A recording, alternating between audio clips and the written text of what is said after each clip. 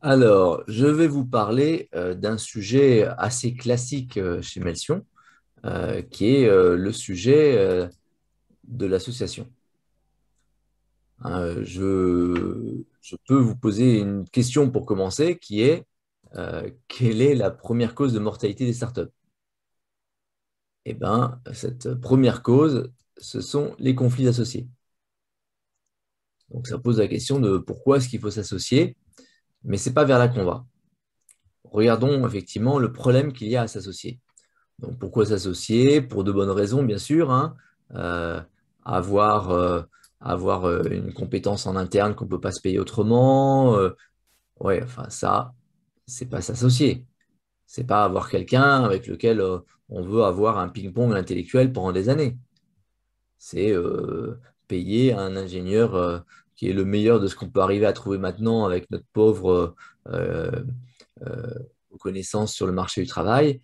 Euh, donc c'est, là, on n'est pas vraiment dans l'association.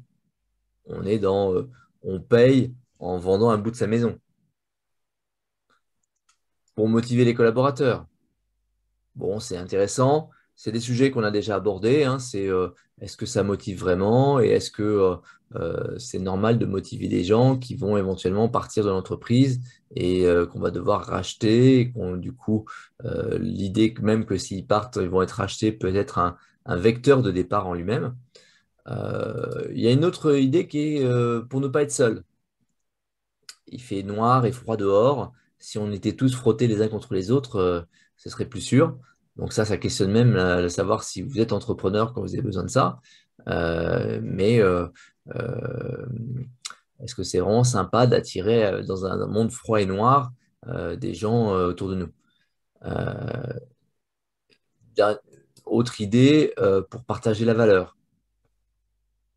Bon, est-ce qu'il n'y a pas d'autres moyens de partager la valeur? Et puis, donc le dernier point, c'est de se lier sur un objectif commun. Ça, peut-être qu'effectivement, ça peut avoir du sens dans certains cas. Donc, c'est ce qui fait qu'on va continuer à se poser la question de comment s'associer. Et le problème que ça pose pour l'entrepreneur, cette association, c'est que l'entrepreneur, dans notre définition, mais qui ne date pas de nous, hein, c'est un individu qui a vraiment deux grands problèmes dans la vie. Contrôler sa destinée, ça veut dire que c'est lui qui décide de ce qu'il va faire, et avoir des nouveaux challenges.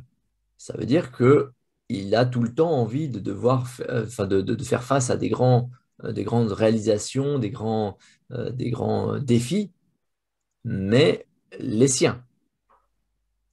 Donc ça pose un problème dans les deux cas. Avoir un associé, c'est avoir quelqu'un qui, à un moment ou à un autre, risque de dire oui, moi je voudrais vendre, pas toi, mais bon, c'est pas grave, on est deux, il faut bien que euh, mes besoins soient entendus. Ou tiens, on va faire un autre défi et pas le tien. Donc, dans les deux cas, ça pose problème à l'entrepreneur. Maintenant, il y a une autre catégorie de problèmes que pose l'association, c'est le problème de la relation entre les associés. Et là, je veux mettre le doigt sur le fait qu'il n'y a pas une norme claire de ce qu'est l'association. C'est pas comme le mariage. Parce que les gens qui vous disent c'est comme le mariage, bah, vous leur dites, ah bon, mais alors, qui fait la femme, qui fait le mari? Je vous rappelle que dans le mariage, c'est très bien défini. Le mari regarde la télé et la femme fait la vaisselle. Alors, évidemment, pas chez moi. C'est seulement dans les sondages qu'on constate ça, hein. C'est seulement les 2 à 3 heures de travail sur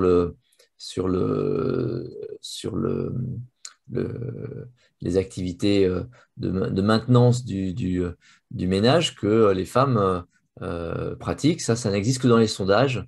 Ce n'est pas chez vous, j'en suis bien persuadé. En revanche, ce qu'on sait, c'est que ce n'est pas une cause de divorce. C'est un fait, c'est ce qu'on retrouve dans la société française et dans pas mal d'autres sociétés, mais il n'y a pas de divorce pour cette raison. Il y a divorce quand le mari ne ramène pas d'argent et qui passe sa journée à jouer aux jeux vidéo. Là, ça c'est sûr. Donc, ce que cette petite anecdote veut vous faire passer, c'est le fait que on compare une association au mariage, mais on oublie que le mariage est une institution relativement stable. Ça fait 300, 400, 500 ans qu'elle est là, et avec une répartition des rôles qui est relativement définie, ce qui n'est pas le cas de l'association, des associés de société, par exemple. Donc pourtant, ça peut certainement être utile de s'associer.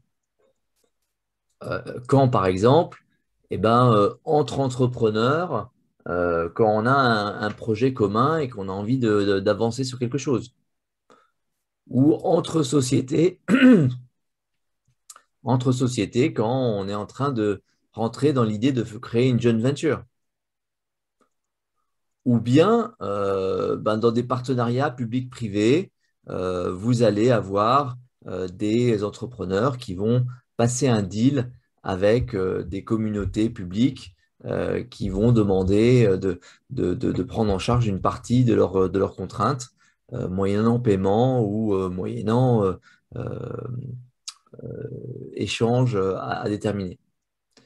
Donc la vraie question de cette chronique, c'est comment faire? Comment faire pour créer un lien fort et durable entre deux personnes, morales ou physiques, entre deux institutions, publiques ou privées, pour que cette institution, cette nouvelle création qu'on va faire, ait des chances de durer et ne tombe pas dans ce risque d'être avant tout une première cause d'échec. Donc, notre recommandation, c'est d'écrire un contrat. Vous n'êtes pas en train de prendre des statuts, de changer les noms dans le statut et de signer ça vite fait. Vous êtes en train de vous poser des questions fondamentales. Qui fait quoi? Arriver à définir ce que chacun va mettre sur la table est très important. Et en question complémentaire, c'est qu'est-ce que j'attends de l'autre et qu'est-ce que je pense apporter à l'autre.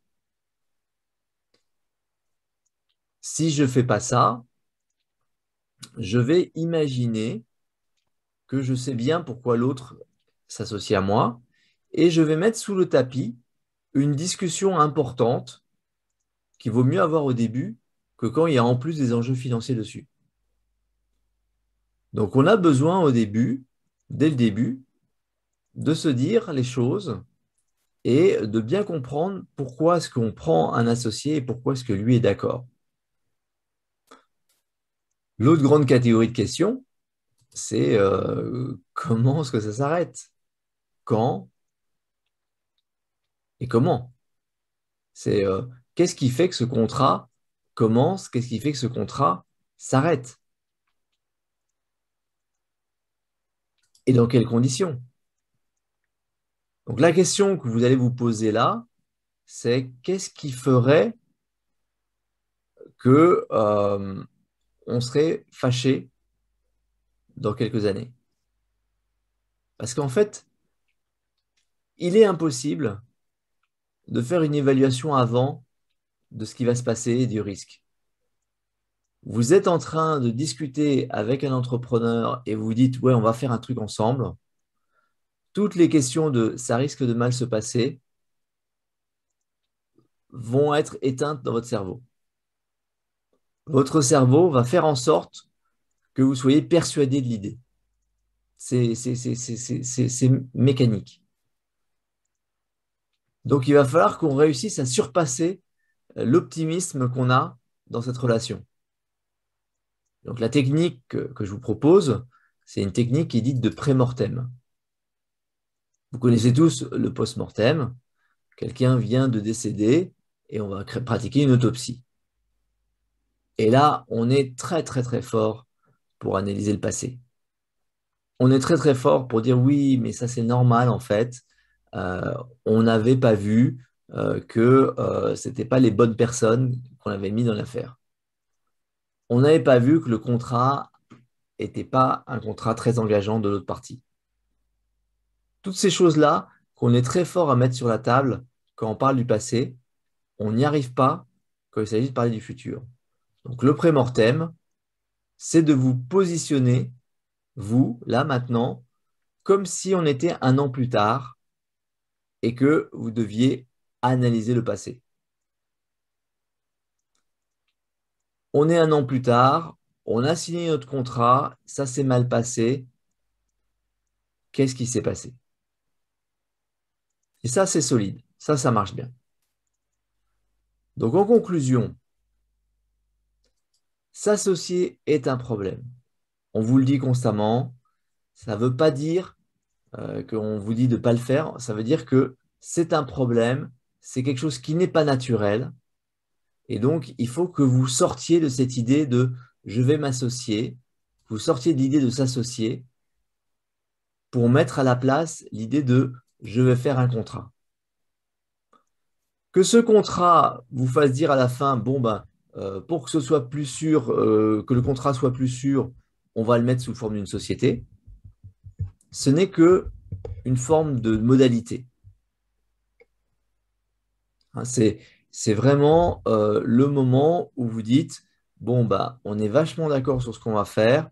C'est probablement mieux de le dire à tout le monde, d'avoir une sorte de contrat public. Et c'est ça qu'est l'entreprise par rapport au contrat de droit privé entre parties. Envisager les risques ainsi que les échecs.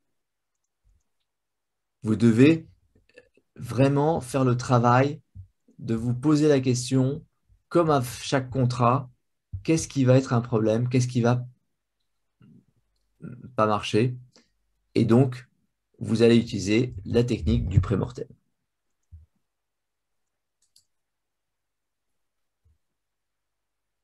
Avec ton micro, Patrick. Merci Jean-Christophe, merci d'être entré dans le détail des solutions.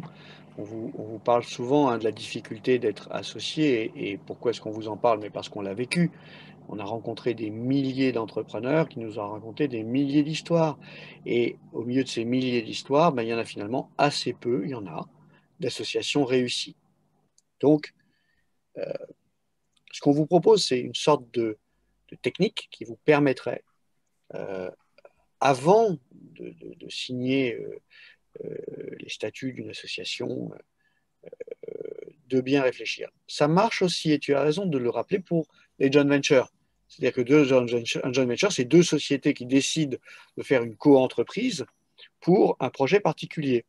Et donc, là également, il faut donc simplement se préparer. Je trouve qu'on comprend mieux sur le joint venture, se préparer à tous les cas de figure et à se dire, bah écoute, qui fait quoi, qu'est-ce qui se passe si tu le fais pas, est-ce que le partage, quel va être le partage de la valeur, est-ce qu'on aura d'autres personnes qui vont nous rejoindre, et donc ces cas-là, qu'est-ce qu'on décide ensemble de faire, etc., etc. Je, je te remercie beaucoup cette chronique qui va aider beaucoup de nos entrepreneurs à prendre un peu de recul. Et puis, si vous êtes déjà euh, associé et que ça se passe bien, bah, tant mieux.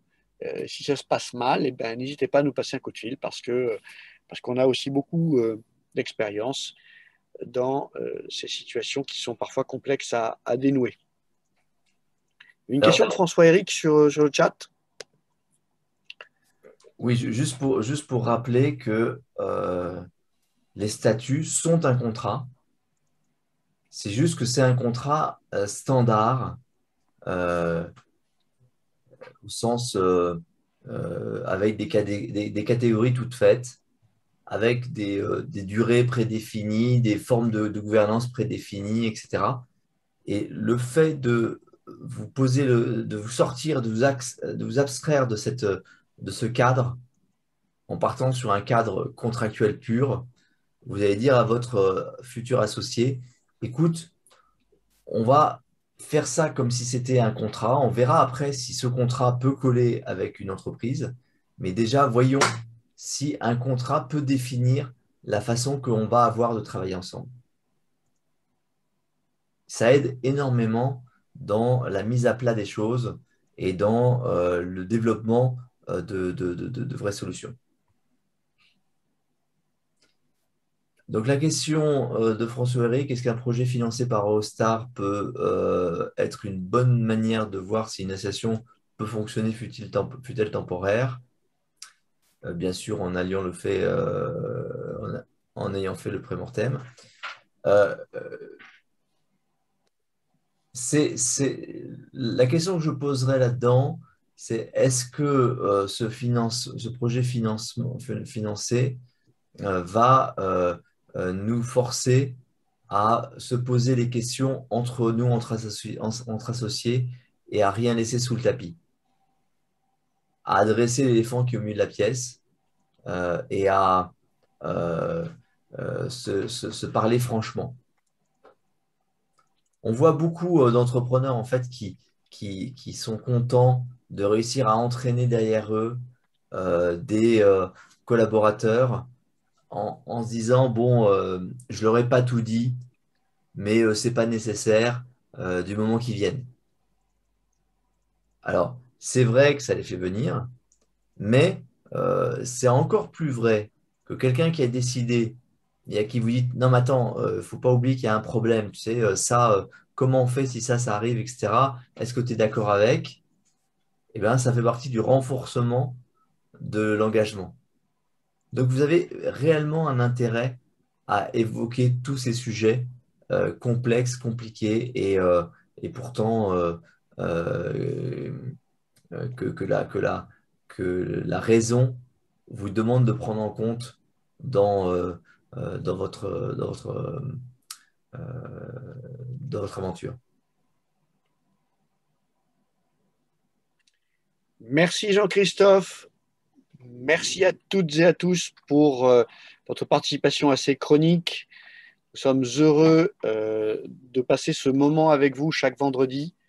Et si vous avez aimé la chronique de la semaine dernière sur le prêt participatif, nous venons de la mettre en ligne sur LinkedIn. Donc, allez la propager à tous les entrepreneurs qui peuvent avoir intérêt à se financer par le prêt participatif relance, donc les entrepreneurs basés en France. Pour tous les autres et ceux qui nous suivent éventuellement de loin, on vous fait un grand coucou. On vous souhaite une bonne fin de journée là où vous êtes ou un bon début de matinée là où vous êtes. À très bientôt et bon week-end. Bon week-end à tous. Week-end.